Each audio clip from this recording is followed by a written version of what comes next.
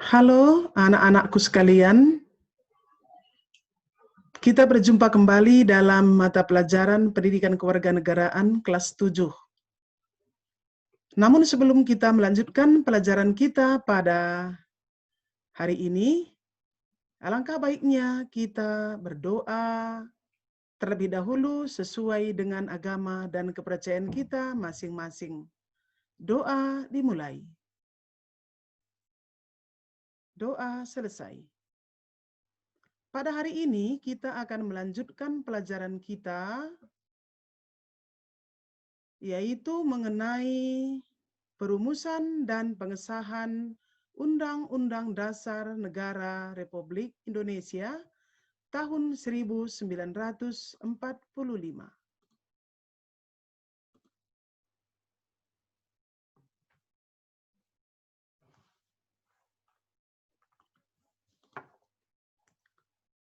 Anak-anak kami sekalian, tahukah anak-anak kami apa itu arti konstitusi? Istilah konstitusi kita jumpai dalam bahasa yang berbeda-beda. Dalam bahasa Inggris, konstitusi disebut dengan constitution. Kalau dalam bahasa Belanda, konstituti. Dalam bahasa Jerman, Constitution. Dalam bahasa Latin, Constitutio. Yang berarti undang-undang dasar atau hukum dasar. Konstitusi terbagi menjadi dua. Yang pertama, konstitusi tertulis. Yang kedua, konstitusi tidak tertulis. Konstitusi tertulis adalah aturan-aturan pokok dasar negara, bangunan negara, dan tata negara yang mengatur kehidupan suatu bangsa di dalam persekutuan hukum negara. Sedangkan konstitusi tidak tertulis disebut juga konvensi, yaitu kebiasaan ketatanegaraan yang sering timbul dalam sebuah negara. Contoh konvensi dalam ketatanegaraan Indonesia antara lain pengambilan keputusan di Majelis Permusyawaratan Rakyat berdasarkan musyawarah untuk mufakat. Kemudian pidato Presiden setiap tanggal 16 Agustus di depan sidang paripurna DPR. Dan sebelum MPR bersidang, Presiden telah menyiapkan rancangan bahan-bahan untuk sidang umum MPR itu. Menurut seorang sarjana hukum ESC Wade, Undang-Undang Dasar adalah naskah yang memaparkan rangka dan tugas-tugas pokok dari badan-badan pemerintahan suatu negara dan menentukan pokok-pokok cara kerja badan-badan tersebut. Di dalam negara yang menganut paham demokrasi, Undang-Undang Dasar punya fungsi yang khas, yaitu membatasi kekuasaan pemerintahan agar penyelenggaraan kekuasaan tidak bersifat sewenang-wenang. Dengan demikian, diharapkan hak-hak warga negara lebih terlindung. Gagasan ini disebut dengan konstitusionalisme. Negara Indonesia menganut paham konstitusionalisme sebagaimana ditegaskan dalam Pasal 1 ayat 2 Undang-Undang Dasar Negara Republik Indonesia yang bunyinya kedaulatan berada di tangan rakyat dan dilaksanakan menurut Undang-Undang Dasar. Konstitusi adalah hukum dasar yang dijadikan pegangan dalam penyelenggaraan pemerintahan negara. Menurut Jimli Asidiki, konstitusi bukan undang-undang biasa. Konstitusi tidak ditetapkan oleh lembaga konstitusi biasa, tetapi oleh badan khusus dan lebih tinggi kedudukannya. Dalam hierarki hukum, konstitusi merupakan hukum yang paling tinggi dan fundamental sifatnya, sehingga peraturan di bawahnya tidak boleh bertentangan dengan Undang-Undang Dasar.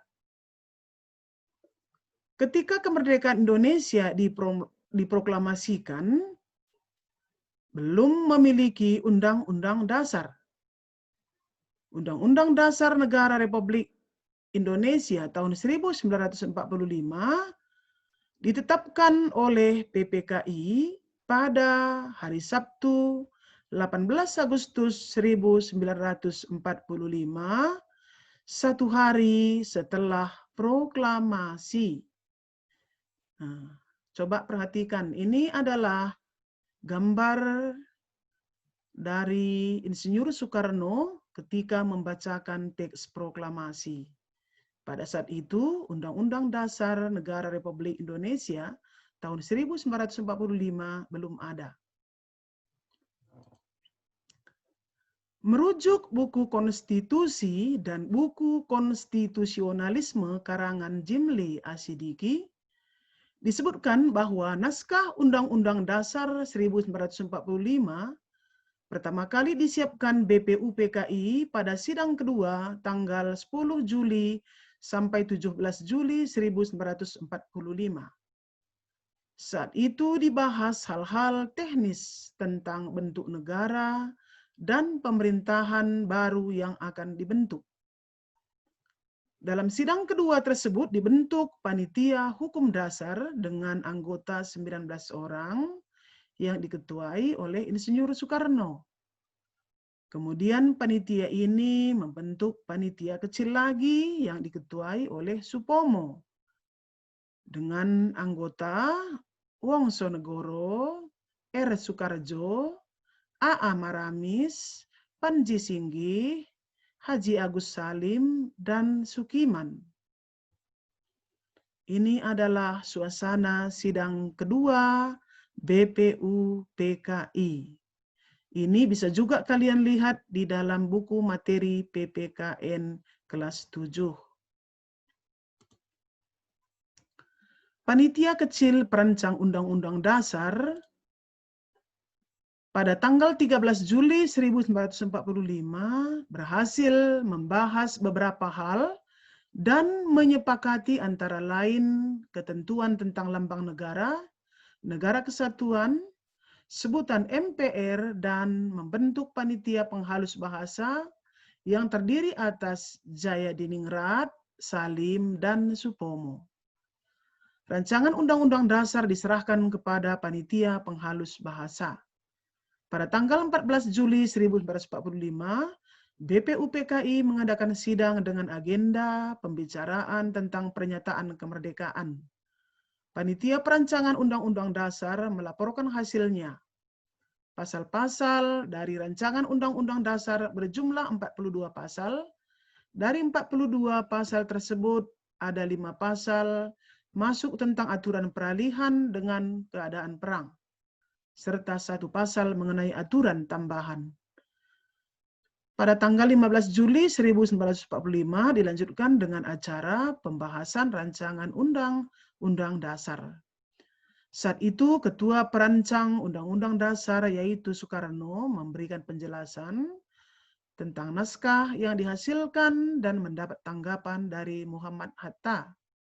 Lebih lanjut, Supomo sebagai panitia kecil perancang Undang-Undang Dasar diberi kesempatan untuk memberikan penjelasan terhadap naskah Undang-Undang Dasar.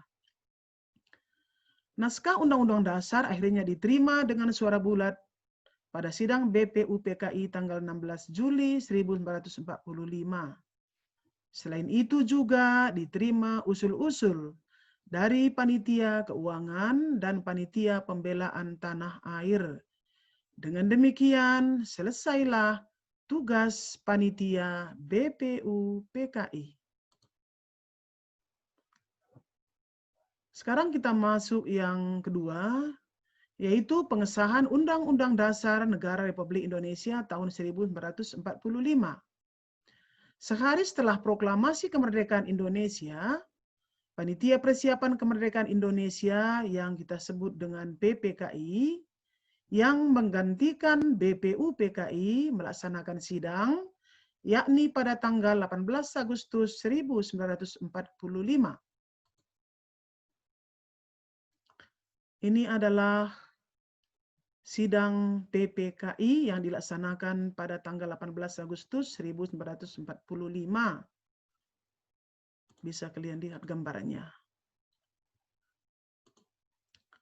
Dalam persidangan PPKI pada tanggal 18 Agustus 1945, dihasilkan keputusan sebagai berikut.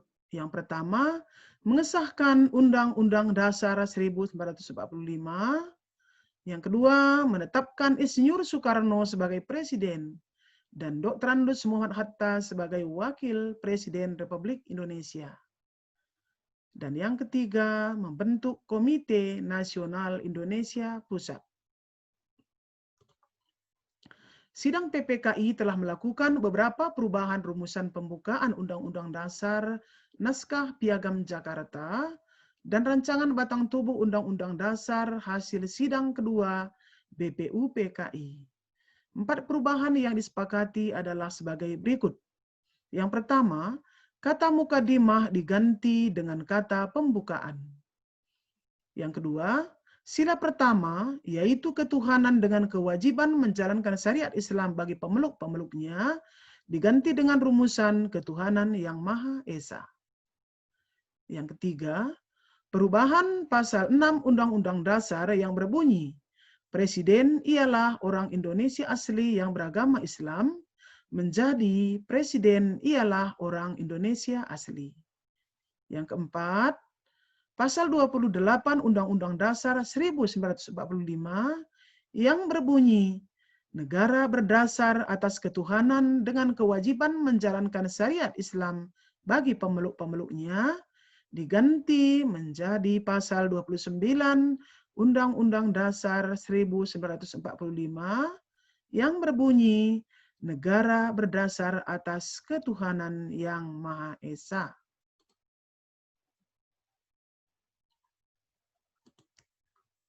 Nah, anak-anak kami sekalian,